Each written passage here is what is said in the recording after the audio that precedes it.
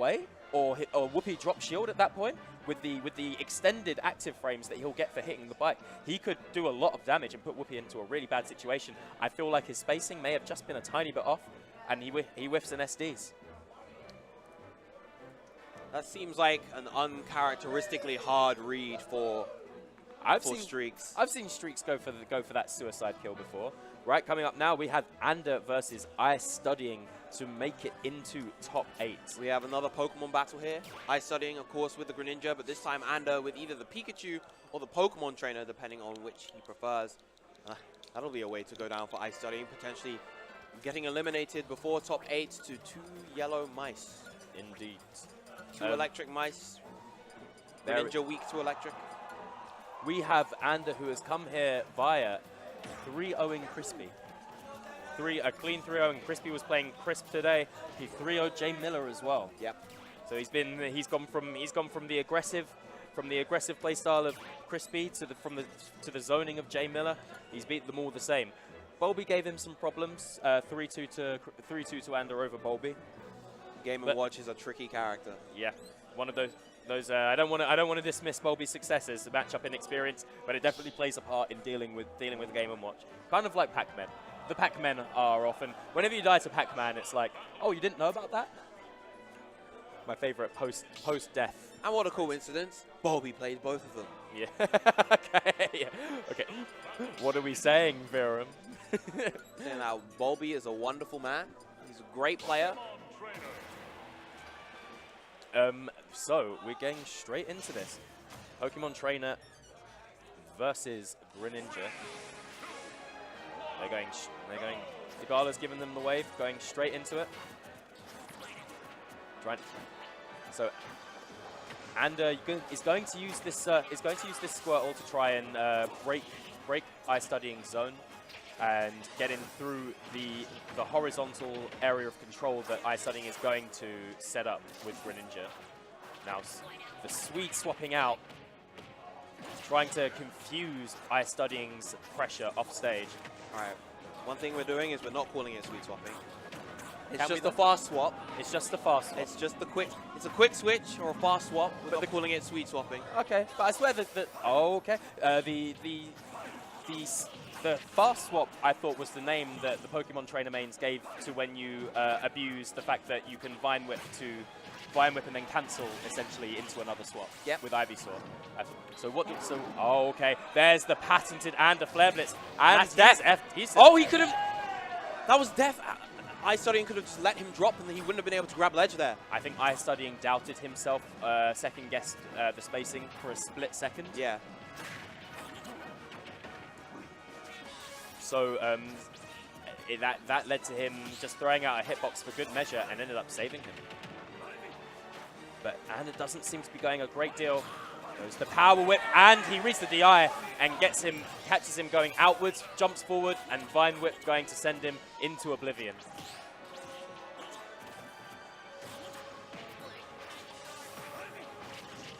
So IStudying not pulled away as far as he could have had he made one different decision. And Ander's still in this game, but loses that stock anyway. Full stock deficit now. Oops. Challenges that landing with a forward smash, making use of that invincibility still. Getting shield piped by the water shuriken. Okay, so I thought when he was doing repeated up Bs in neutral to DX17 yesterday, that he was just doing that out of disrespect. That man generally uses up B as a neutral tool. There we go.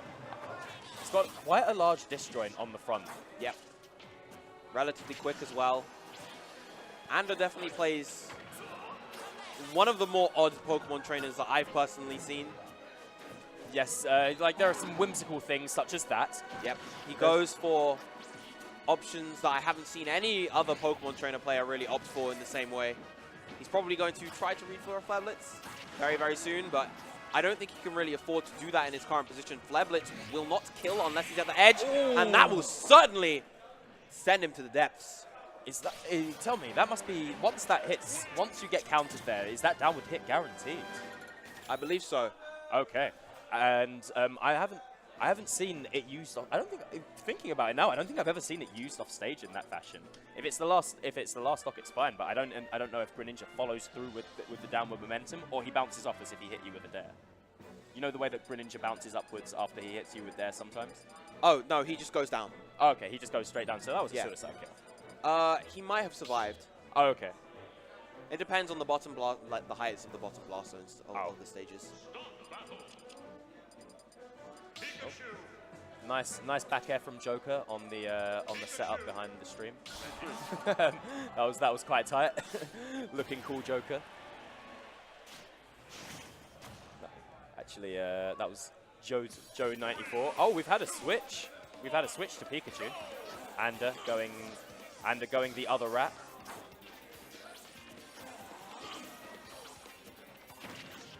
And I feel like IStudying does know this matchup.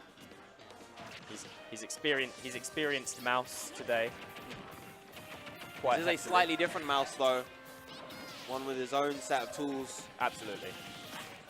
Don't get me wrong, the matchup will be slightly similar, but there will be very key differences, such as back air not being the absolute death of you when trying to recover higher. Just nice generally less explosive power behind Pikachu's kit. So, and also less explosive power, and IStudying able to be free to zone out a little bit more. Now that he has this lead, Pikachu is a tiny bit slower in getting in, I feel. Can't close down the gap, and you're less inclined to shield so heavily because back air doesn't last for 6 million years. Amazing corner pressure coming out from IStudying.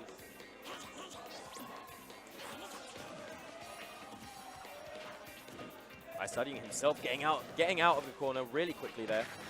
Gets himself tagged with a dash attack, however. And he does have to watch out for Pikachu's recovery. Quick attack does have itself a hitbox. No punish. Managing to evade to the Kalos platform just in time. He's whiffed three fairs. That's what I was mentioning in the SBF set. Using the substitute to counter against the Thunder Jolts. Yes. He didn't use that at all versus SBF, but chose to use it here versus Ander. Zen-like patience there. Did you see him walking as Pikachu came down at him with a dare? Yep. Just knowing he was slightly out of range. Oh, I think IStudying went for a dare himself there. Excellent tech right there from IStudying as well. Just he has an absolute handle on Ander's Pikachu at the moment. Yeah. And he's leading it around by the nose, by the collar.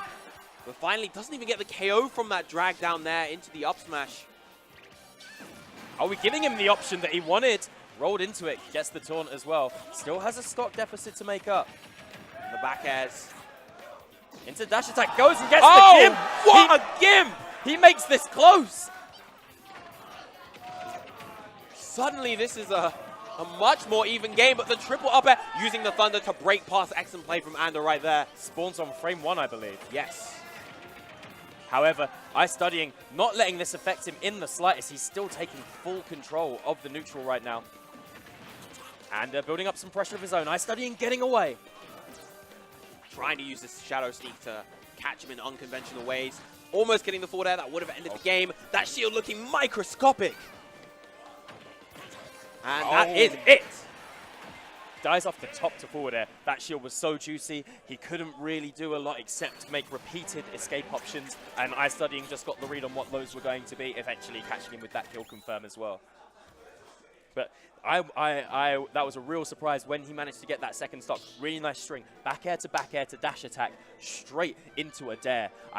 IStudying wasn't ready for it and got tagged, and all of a sudden the game was closer than it had any real right to be.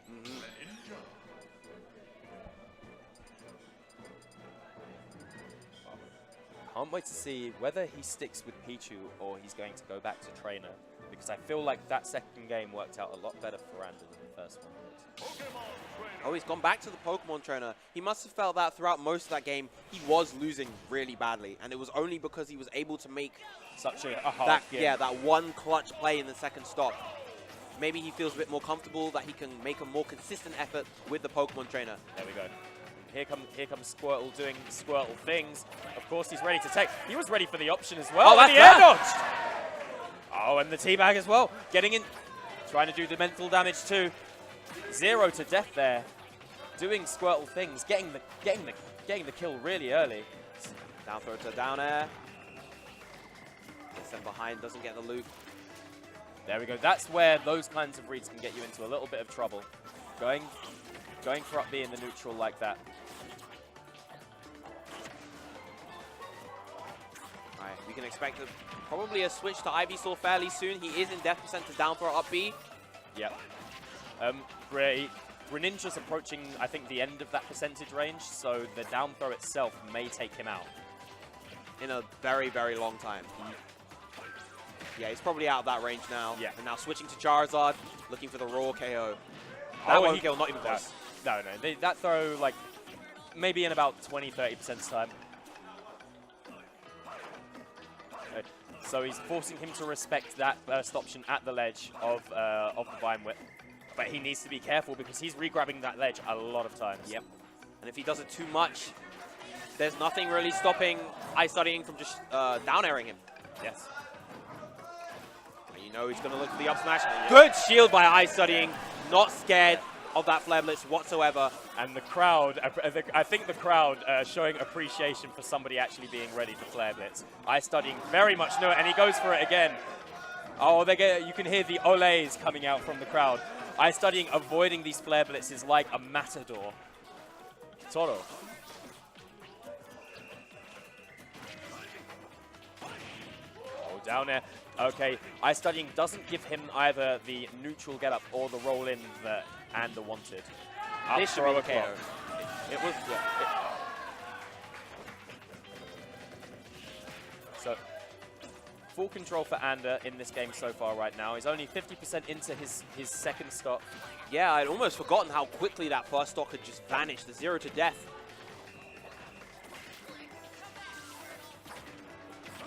Getting stuck above Greninja, not where you want to be. Aside from that 0 to death, this game has been going very back and forth. Nicely timed neutral get up there. The swap out. See, I didn't call it sweet swapping that time. Another one, keeping him in check. Oh, great use of the up air right there. He doesn't have a jump. That is an incredibly scary position to be in versus Ivysaur. Stuck Right in the air above him, without a jump, yep. Because really your option is then air dodge. And if you get that air dodge red, you can eat a fastball up air. He's going to look for the Vine Whip, and there it is! Called out exactly where he would be in a second's time and put a Vine Whip hitbox there. Really, really lovely read up there from Ander. He knew exactly which direction he was going to be heading in. Caught him with like, some people would be inclined to blame the buffer system for that stock. He tried to tech there. He tried to tech Yes. waterfall. Yes, I absolutely agree. However, I feel there's a lot of credit to be given there for having the presence of mind, for putting your opponent in such a desperate situation that they don't know whether they're going to have to tech or not. That is I'm not the biggest fan of the buffer system of this game in and of myself. However, I feel like Ander deserves a lot of credit for taking that stock so early and putting him in a situation where it was ambiguous as to what IStudying was going to have to use the R button to do. Tech or panic roll in, for example.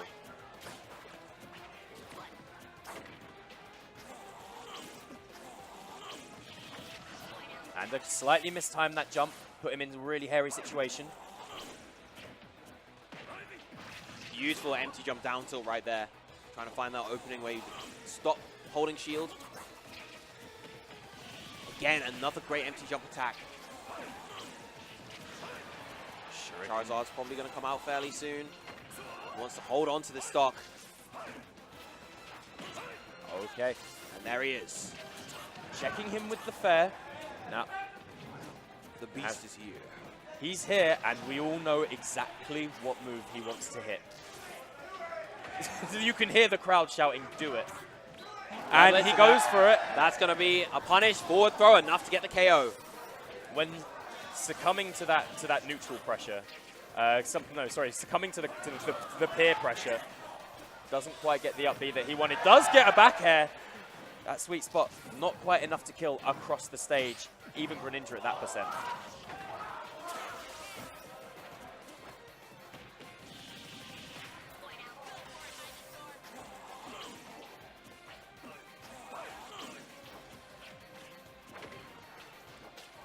I'm actually surprised these shurikens aren't clipping Ivysaur off the ledge in those situations. Does Ivysaur have a vulnerable ledge hang? Yes. Okay.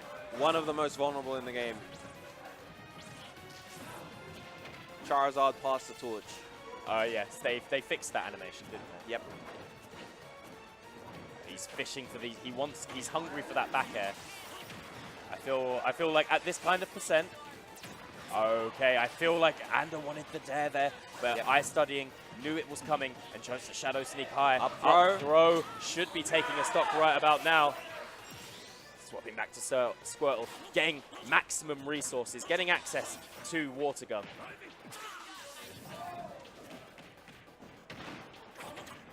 And I feel like you are right. These switches are quite unorthodox.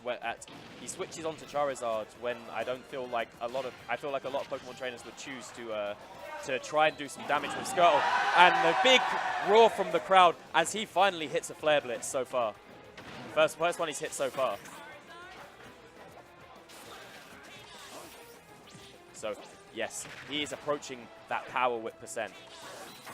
Oh, switching, going for it again, getting up aired as well. He's going to lose that stock. So yes, right now IStudying is playing Super Don't Get Grabbed Bros.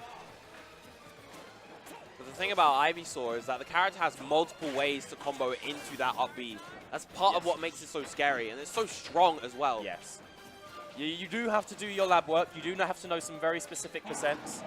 He's still trying to reach for these. And there it... Oh! The armor hit him What through a tech! Did he... How did that miss? The armor hit him. The armor got him through, obviously.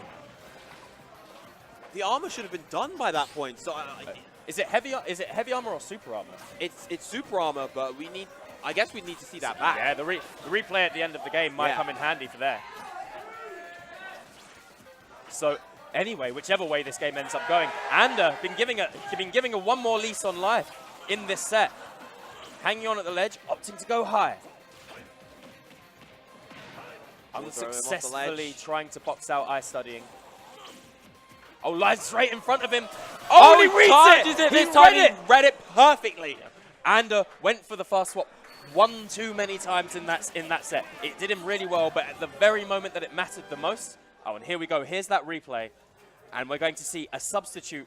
We're going to see a substitute in just a little bit. Substitutes to try and get him. Really good presence of mind. Oh, no, he teched. Yeah, he teched. That was excellent from Ander.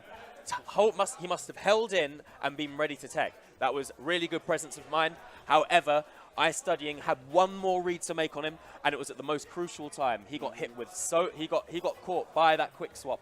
I'm not calling it the sweet swap. That quick swap 2 or 3 times throughout the set. The last time IStudying said no more. I'm gonna hold this up here. Hit him with the diamond cutter.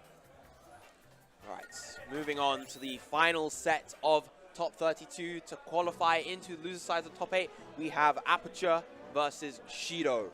Shido's journey here. We've been through that already. Let's take a look at how Aperture found his way over.